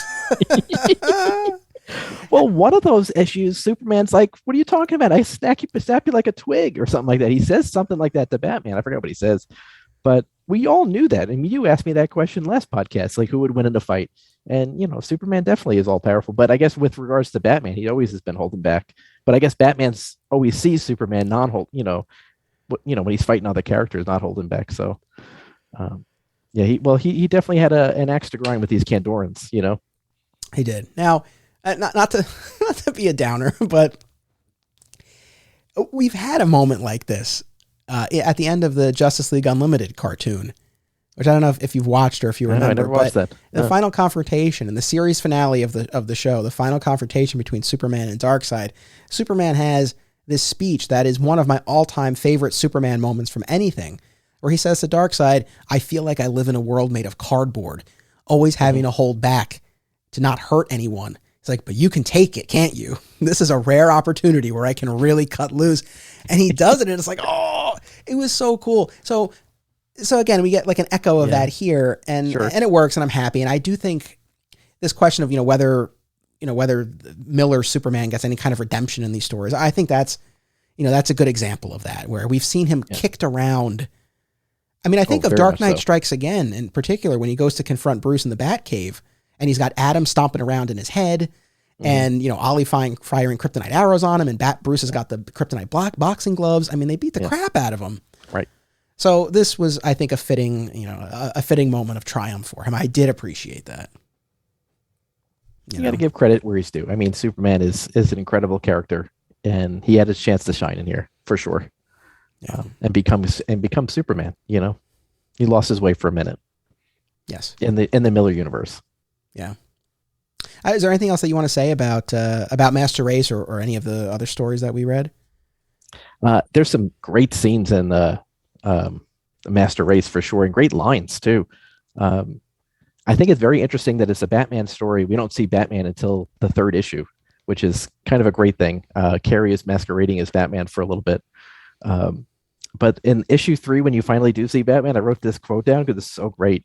And he says, I wanted to take the punch. I thought that would scare them. Probably too many punches put that thought in my head.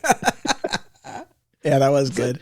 It's such a great, but again, it's like you said, like Miller has this hard-boiled delivery of, especially with regards to Batman. And I really think he does a great Batman, especially the inner monologue.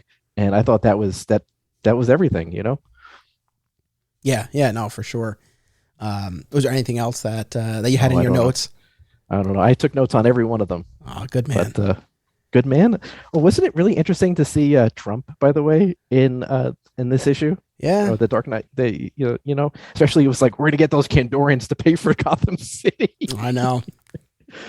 So true to character. I thought that was great. Yeah, that is true. Oh, the other, talking about Superman lines and the redemption for Superman and things like that. I thought this was the best Superman line I had ever read. It's like, I pray to the Lord I grew up believing in, because I'm not a bird or a plane. I'm only Superman. Man, what a great line. Yeah. I don't know. You fall in love with Superman in this book for sure. And I've never a big, you know that I'm not a huge Superman guy, but I really felt for Superman in this because again, this is his problem, and everybody else is helping him fix his problem. The Kandorans are largely he's been the warden of that city, and he's caused this to happen, this religious cult to kind of form and prosper, and it's nice to see him take care of business. And then that final issue too, that little one shot was such a great narrative. The entire thing. I think it's Wonder Woman who narrates it. No, I think it's Clark. Was it Clark? Yeah. Okay. I think as he's talking to Laura before they put the glasses on and that's go right. out into the world. Right. Oh, yeah, it's so great. Yeah. It's such a great scene. Which, again, not to be a downer, but when we start with the Golden Child, Laura's view of humanity is very negative. It's very cynical. She only sees the worst in people, which, again, is not where I see that character going at the end of Master Race. Clearly she's had her change of heart. She's defected from the Kandorian side. She's with her father. She's trying her hand at living in the world the way he does.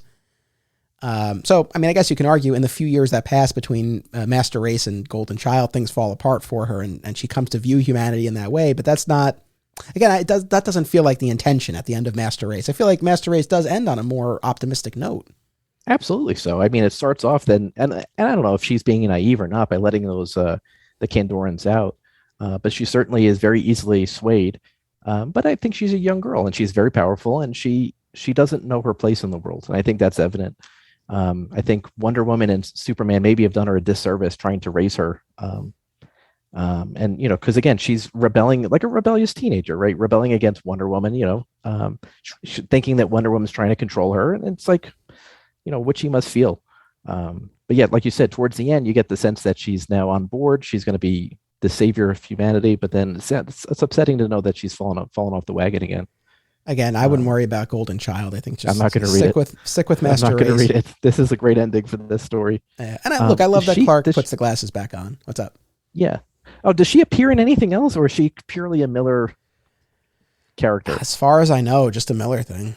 Okay, so we don't have to worry about her in some other story. So no, as far as those big picture questions, I think we have answered them. I think, whether it's the same Superman across all these stories, I think more or less, it doesn't always feel so cohesive, especially the year one of it all. That still kind of feels like more of its own thing. But I think, again, at least in a spiritual sense, you can sort of follow that character on a journey, again, more or less. For myself, I don't think that Miller hates the character of Superman. Like I said, I still don't.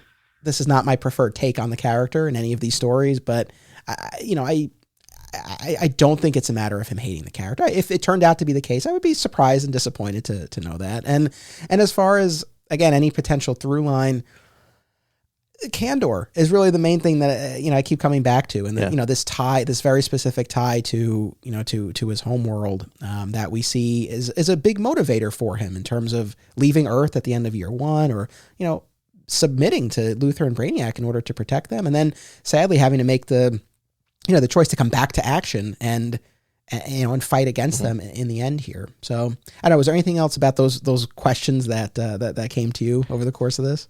No, I think you summed it up pretty well. Kandor is definitely the cohesiveness or the glue that ties them all together. I really would love for him to. Did Miller ever comment on year one and his thoughts on why he took the character in this direction? I'm very curious to know, in his mind, whether or not this is the same Superman throughout or whatnot. I wonder what he would say to that. I don't know. I came across a John Romita Jr. interview where they posed that question, and he, basically hinted that it was, but was like, oh, you'll see. That was sort of the gist of it. I didn't necessarily find a Miller interview specifically that spoke to that. So, year one in particular, could I in good conscience really recommend it to someone? No. I really wouldn't, unless you were, if you're really a huge Miller fan, you probably already read it. And if you're so curious about it, especially if you have the app and you can read it, it's sure, go for it. But other than that was a major disappointment. But on the flip side, Master Race was a pleasant surprise. So I was happy to read that, and at least was able to get something, out of that story. So overall, with Frank Miller, how do you feel he is? Where do you see him now in going to the future? Do you think he's going to be continuing on this road of writing Or do you think has he stopped? I don't really know much about what's going on with the Frank Miller as an author at the moment. I don't have the details off the top of my head, but I believe he started a publishing company very recently, and Dan DiDio, formerly of DC, is working with him there. So as far as what his hands-on creative involvement is going to be, I don't know. I suspect, I feel like the days of seeing Frank Miller interior art, I feel like that's probably past. I think, if it's anything he's writing, but I really, that's just my own speculation. And then as far as any potential DC work, any returns to the Millerverse, it's like never say never, but I feel like maybe we've seen the end, at least from him. Yeah. But that's actually, a question that I have for you and for the audience. It's like, or I guess a two-part question, and we can end on that. Is the Millerverse, should the Millerverse continue to be this sandbox that creators can play in, or should we really stop? And maybe we've even already gone too far. And if so, like if we should tell more stories, this is, I hate this, I know I sound like a jerk, but this is one of those rare instances. Normally I would be like, no, you can't do it without the creator. But in this case, I'm kind of like, I would probably be happy if we could kind of turn the reins over to new creators to kind of play in this universe that he created, but not actually have it be Miller. But how do you feel? Well, certainly. I think that, this Dark Knight, Master Race ends with this positive, very, very much like an outlook to the future with regards to Laura, with Superman, and even Batman as a young self. Now he's got Carrie as like a sidekick instead of the Robin. I mean, I would love to see stories, taking this and as a leaping off point and going further. And again, it does not have to be Frank Miller. And I think people have taken his universe already successfully and done stories there. I mean, Tim Sale and Jeff Loeb with Long Halloween was really set in the early Miller universe for Batman. So I think people can do it and do it successfully, but who knows if anybody will. I mean, there's some goofiness there that I think that everybody will think about, certainly when they see that another book in this arena is coming out. Yes. I don't know. I agree. I do think it would be I don't know that it would be a tough sell necessarily, but I think in terms of creatively, like really finding a way in that would be interesting and different. I mean, again, the fact that Bruce is a young man now opens things up, but then I almost wonder if that works against them for future stories, because, one of the main hooks for this initially is that it's old man Batman, it's old man Bruce. Yeah. So now if he's a young man, it's like everything else. Yeah. But Carrie is a great character. We got to see her as Robin, then as the Catwoman character, whatever she wanted to call herself then, and now as Batwoman. I would love to see, more of that. But again, maybe it's best that this is the universe. This is a finite thing, and it's kind of it's over. Yeah, I'll be curious to see what if anything, emerges from the Millerverse in the future. We'll see. Certainly with regards to Miller himself, if you were to recommend anything, I feel like, year one still, Dark Knight Returns, certainly this Master Race. I love his Daredevil stuff from the 80s. Even Sin City was a coherent story, but I don't think I would recommend much more.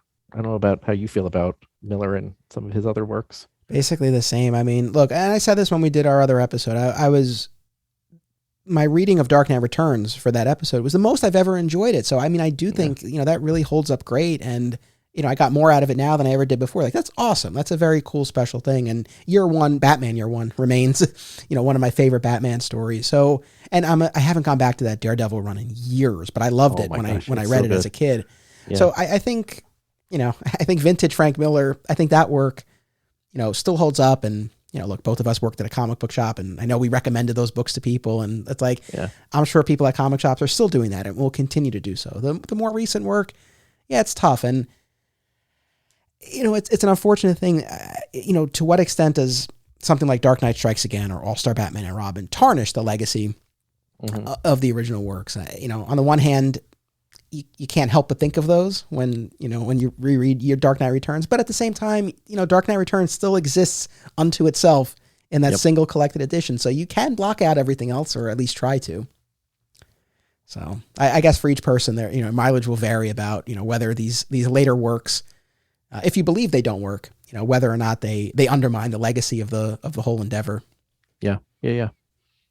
Well, is there anything else you want to say before we sign off? One final thing, because again, I'm going to go dive into All-Star Batman and Robin, the Boy Wonder now.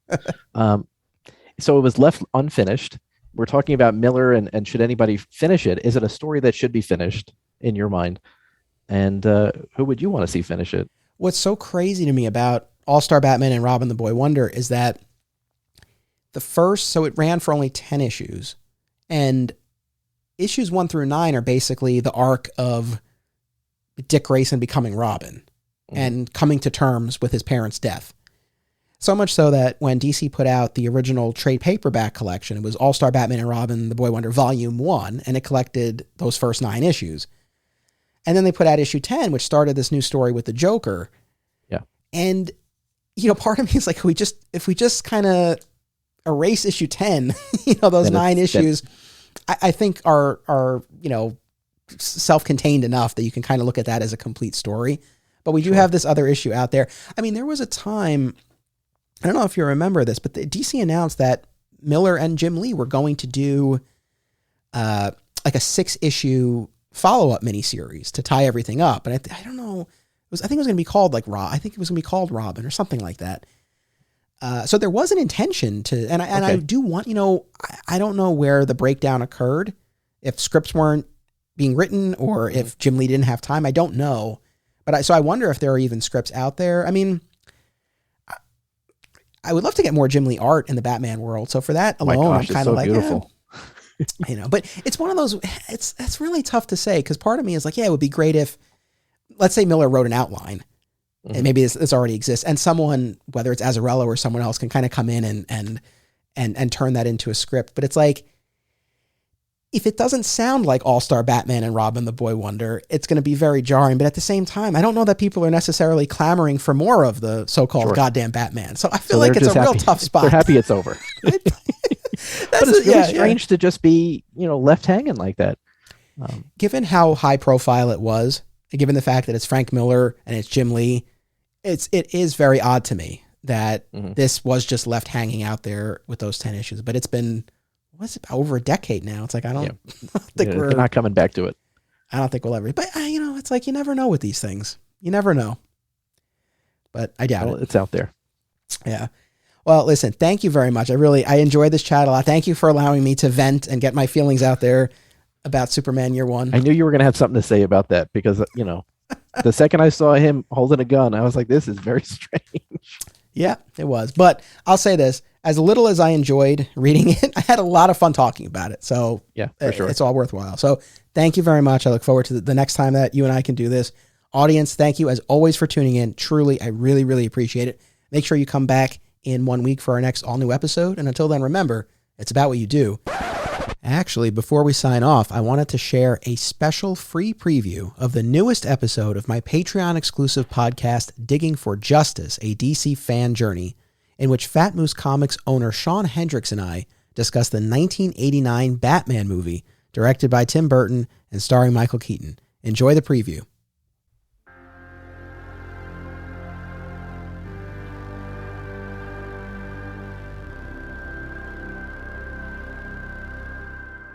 Welcome to Digging for Justice, a DC fan journey. I'm your host, Anthony Desiato.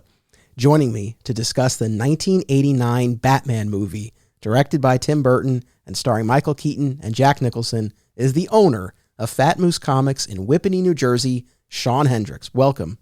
Hey, pal. How's it going?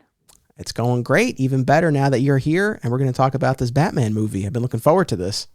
I'm not much of a Batman guy, but I'll do what I can, You are one of the biggest Batman fans I know, truly. So I'm honored that you are sharing your insight with me and with the audience for this 1989 Batman movie. This kicks off a 4-episode, 4-month arc on Digging for Justice here, as over the next 3 months we'll be covering, naturally, Batman Returns, Batman Forever, and Batman and Robin. And for the most part, I've not revisited any of these movies in a very, very, very long time. So I can't, I'm almost coming into a lot of these with fresh eyes. So a fascinating experience so far. And I'm excited to compare notes.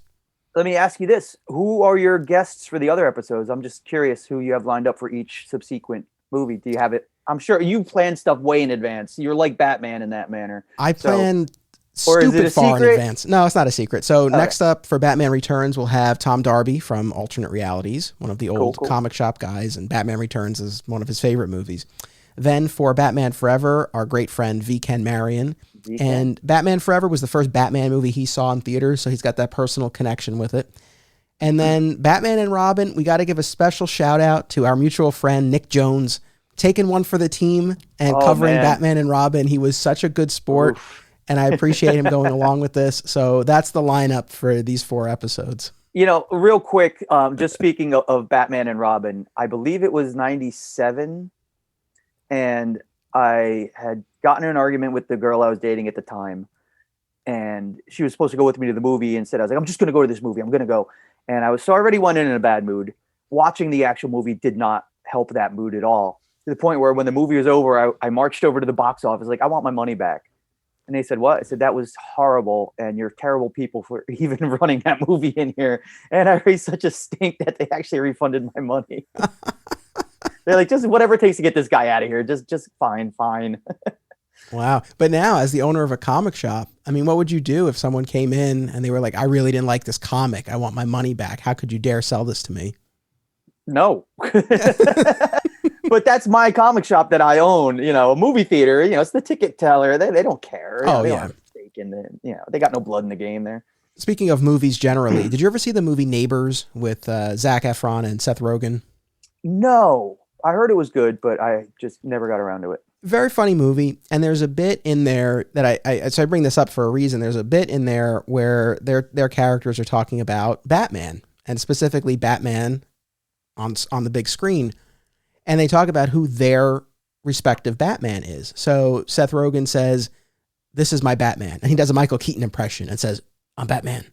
And then Zac Efron says, "This is my Batman," and he does a Bale impression, and he goes, "I'm Batman." And my wife and I always joke about that bit, but I feel like that's sort of just to sort of set the stage for this discussion we're going to have. I think you and I probably fall into those same categories, because for me, Batman Begins was very, very formative for me in terms of when I saw it and how I viewed the character as depicted in the film. And that's my big screen Batman. When I as much as that was 2005. 2000. So you were like 7.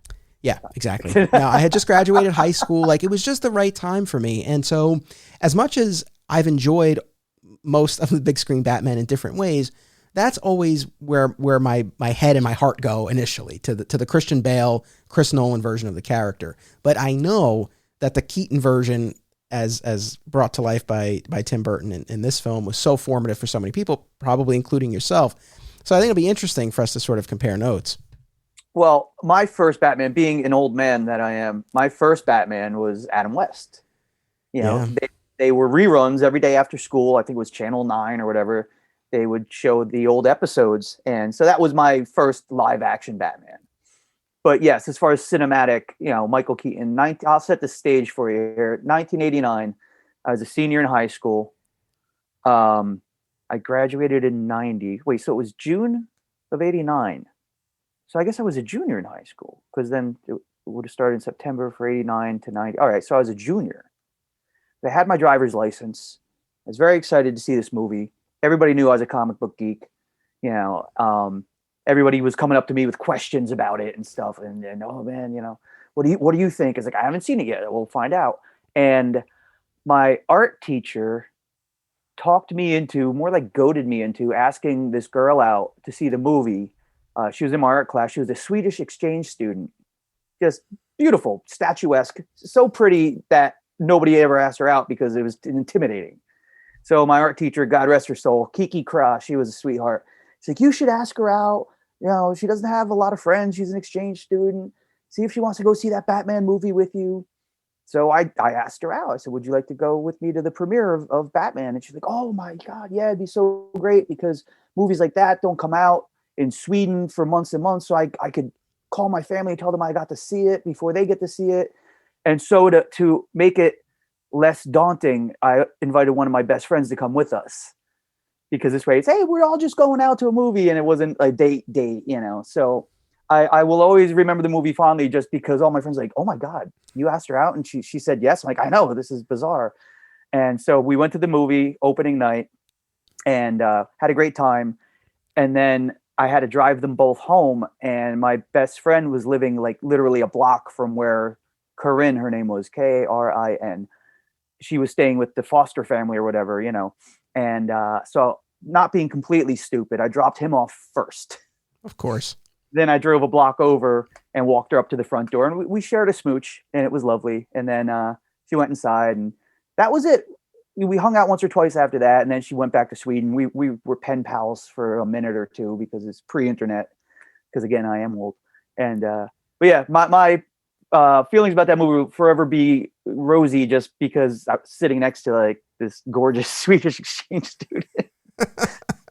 But the movie in and of itself was enjoyable anyway. But it was also that kind of like, I'm glancing to my left, like, oh my God, I can't believe she said yes.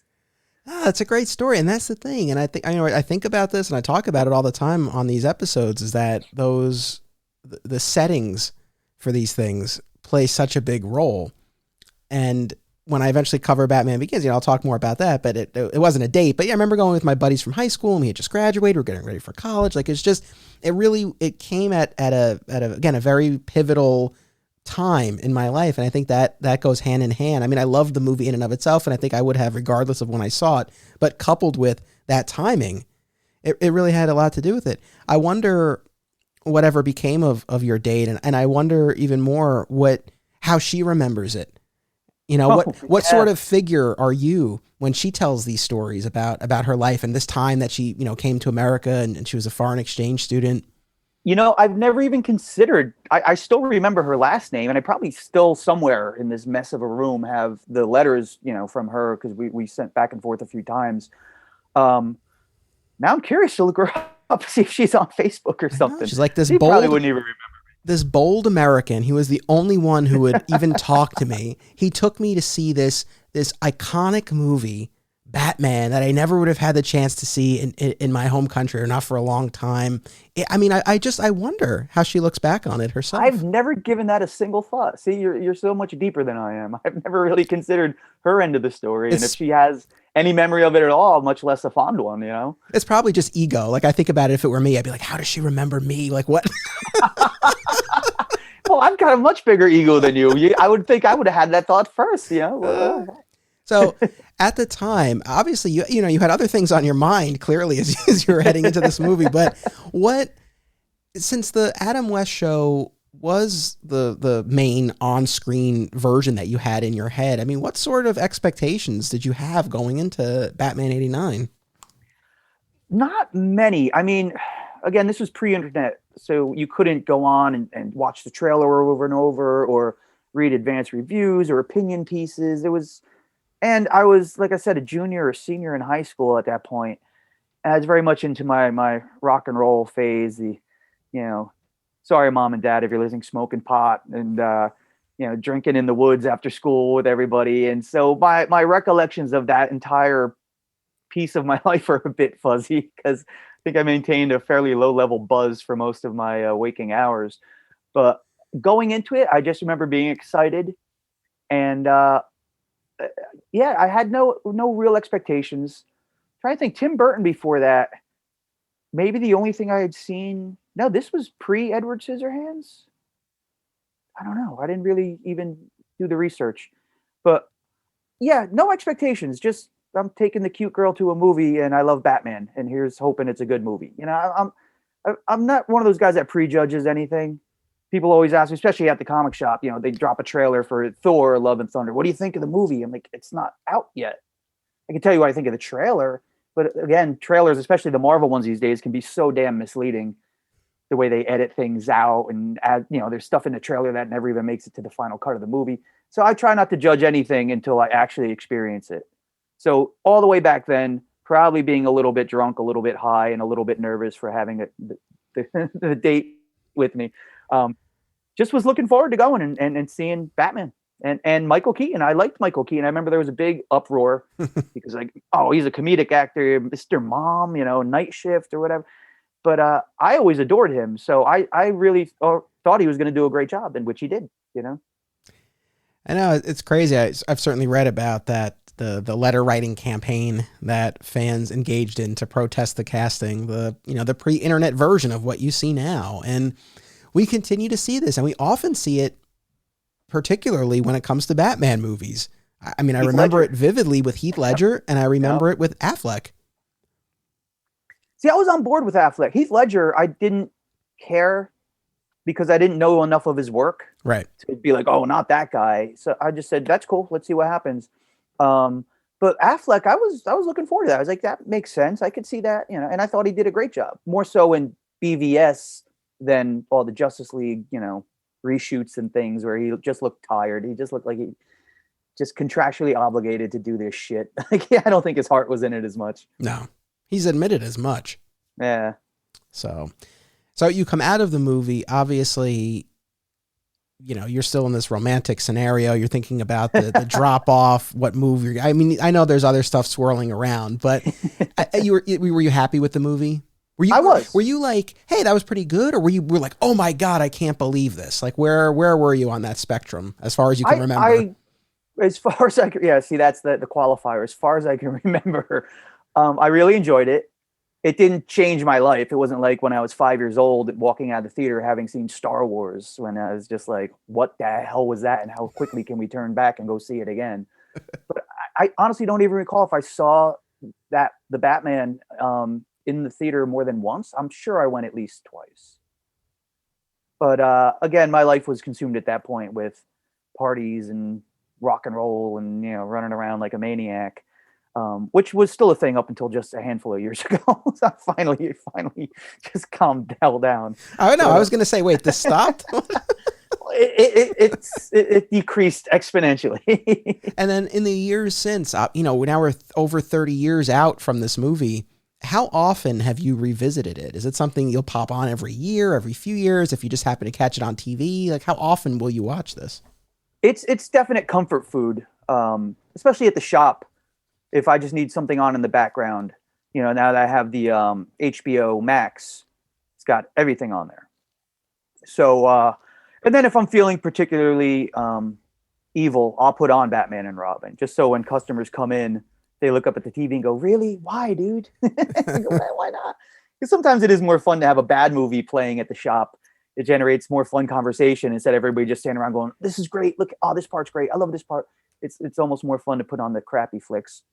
Yeah. But I come back to it often, especially now that it's so accessible. I don't have to go and physically put a DVD into the player. It's right there on HBO Max and But that's the same with all the Star Wars stuff on Disney Plus.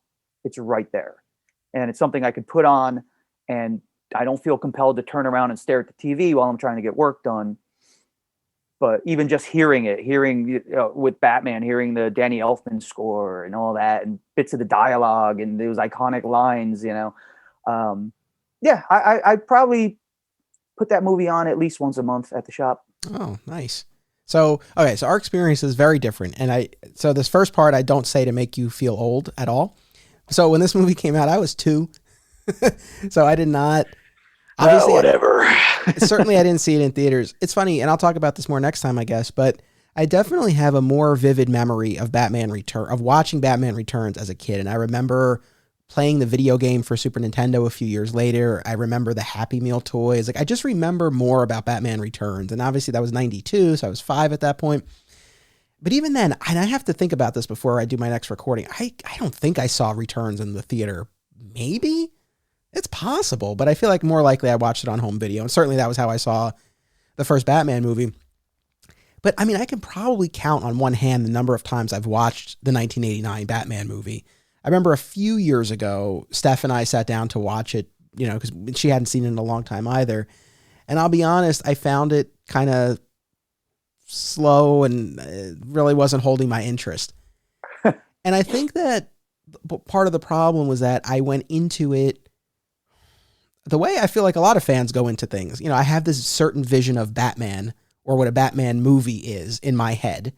And this wasn't quite lining up to it. And I wasn't engaged by it. But when I came to it now for this rewatch, I mean, I'm happy to say rewatching it just 2 nights ago is the most I've enjoyed it. And I come away from it now totally understanding why it resonated with so many people. And again, I really enjoyed it because I was able to sort of separate, like I said, what that certain ideal template of a Batman movie is, in my head, and just appreciate what this did and what it was able to accomplish and what it was in its own right. So I've gotten a lot out of this, coming back to it now, and I'm glad because that's always the goal with this stuff. Thanks for checking out the preview. To listen to the entire episode, be sure to head on over to patreon.com/Anthony Desiato and sign up. Bonus podcasts, including Digging for Justice, are available beginning at the $1 level, and we also have discounted annual memberships available too. Your support enables me to produce this show. Thank you very, very much.